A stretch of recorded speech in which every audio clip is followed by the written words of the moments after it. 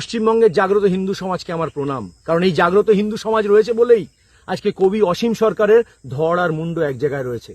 এই প্রথমবার মুসলমানরা চাপে রয়েছে। তার কারণ যে কথা উনি বলেছেন সেই কথার প্রেক্ষিতে মুসলমানরা শুধুমাত্র কিন্তু ওই সোশ্যাল মিডিয়ায় চারিদিকে ভিড় করে ফেলছে, চারিদিকে সোশ্যাল মিডিয়ায় ব্যাখ্যা দিচ্ছে কোরআনের, কিন্তু কেউ কোর্টের মধ্যে চর্চা হোক, কোর্টে কেস হয়ে এটাকে নিয়ে চর্চা হোক, এই জায়গাটা কিন্তু কেউ চাইছে না। তার কারণ আমরা তো কোরআন পড়ে জেনেছি, বারবার পড়েছি, জেনেছি, কিন্তু যারা ছোটবেলার থেকে কোরআন পড়েছে, যারা শরীয়তি আইনের স্বপ্ন দেখে, যারা শরীয়তকে স্বপ্ন করে বড় হয়েছে, যারা কোরআন মেনে বড় হয়েছে, তারা বিলক্ষণ জানে ওই কোরআনের মধ্যে কি লেখা আছে। তাই তারা কখনোই চর্চা চাইছে না।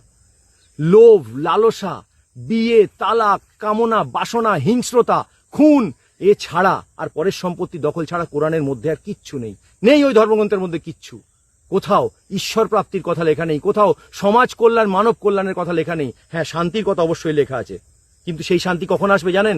যখন সারা পৃথিবী ইসলামিক হবে, অর্থাৎ সারা পৃথিবীর মানুষ যেদিনকে আল্লাহকে মেনে নেবে যে আল্লাহই সর্বশক্তিমান এবং একমাত্র ঈশ্বর, সেই দিন সারা পৃথিবীতে ইসলাম বর্ণিত শান্তি আসবে।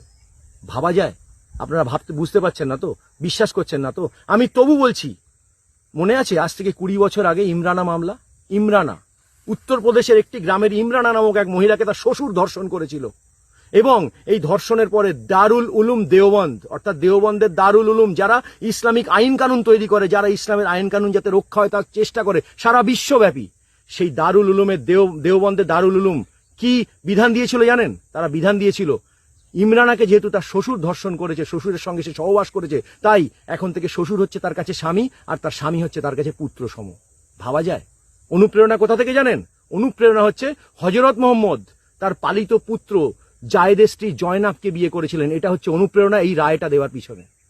এটা ভাবা যায় আজকের দিনে ভারতবর্ষের মধ্যে এই রায়? সেদিন কিন্তু হয়েছিল। ইতিহাস ঘেটে নেবেন, দেখে নেবেন।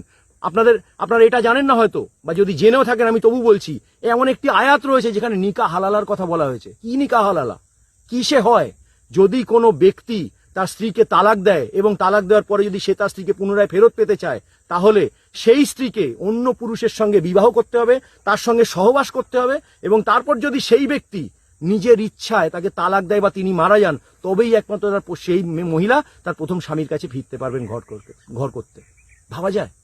আজকের এই ভারতবর্ষের মধ্যে এইরকম একটা আইন, এইরকম একটা ধর্মগ্রন্থে এই ধরনের কথা লেখা রয়েছে, যেটা মেনে লক্ষ লক্ষ কোটি কোটি মানুষ চলছে আর এটা স্বপ্ন দেখছে।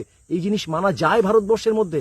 মানা যায় না। ভারতবর্ষের মতন একটা দেশে যেখানে বিভিন্ন মতবাদ তৈরি হয়েছে, বিভিন্ন সম্প্রদায় তৈরি হয়েছে, এবং প্রত্যেক মতবাদের যে গুরুদেবরা তারা কিন্তু অন্য মতবাদকে ঘৃণা করতে শেখায়নি, সেখানে শুধু অহিংসা শেখানো হয়েছে, প্রত্যেককে ভালোবাসতে শেখানো হয়েছে। সেই রকম একটা জায়গায় এইরকম একটা হিংসাত্মক ধর্মগ্রন্থ কখনো সহাবস্থান হতে পারে না, আমাদের সঙ্গে সহাবস্থান হতে পারে না। এটা মানব জাতির পক্ষে কল্যাণকর নয়। ভারতবাসী হিসাবে কখনোই এটা কল্যাণকর হতে পারে না আমাদের কাছে। তাই আমি সবার উদ্দেশ্যে বলছি, আসুন কোরআন ব্যান করার সপক্ষে আমরা আন্দোলন গড়ে তুলি। আমি সমস্ত মুসলমানদের উদ্দেশ্যে বলছি, আমি মুসলমানদের বিরোধী নই, কারণ মুসলমান তো মানুষ, কিন্তু তাদেরকে যারা চালনা করছে, যে ধর্মগ্রন্থ পড়ে তাদের মধ্যে পাশবিকতা জাগ্রত হচ্ছে, সেই ধর্মগ্রন্থ আর সেই ধর্মের বিরোধী, আমি অবশ্যই বিরোধী। তাই আমি সকলের উদ্দেশ্যে বলছি, মুসলমানদের উদ্দেশ্যে বলছি, আপনারা যা বিলক্ষণ জানেন ওই কোরআনের মধ্যে কি রয়েছে। এই ভারত ভূখণ্ডের মুসলমান আপনাদের পূর্বপুরুষ ভারতীয় ছিল, নিখাদ হিন্দু ঘরের সন্তান ছিল। তাই প্রত্যেকের উদ্দেশ্যে বলছি, যে ধর্মগ্রন্থ আপনাদেরকে পাশবিকতায় উন্নীত করে, যে ধর্মগ্রন্থ আপনাদের মধ্যে হিংস্রতা জাগায়, সেই ধর্মগ্রন্থকে বর্জন করুন। আসুন আমাদের সঙ্গে সকলে মিলে কোরআন ব্যান করার দাবি তুলি, এবং সেই সঙ্গে সঙ্গে আপনাদেরকে আবার পুনরায় নিজের পূর্বপুরুষের ধর্মে ফেরত আসার আবেদন জানাচ্ছি। ধন্যবাদ।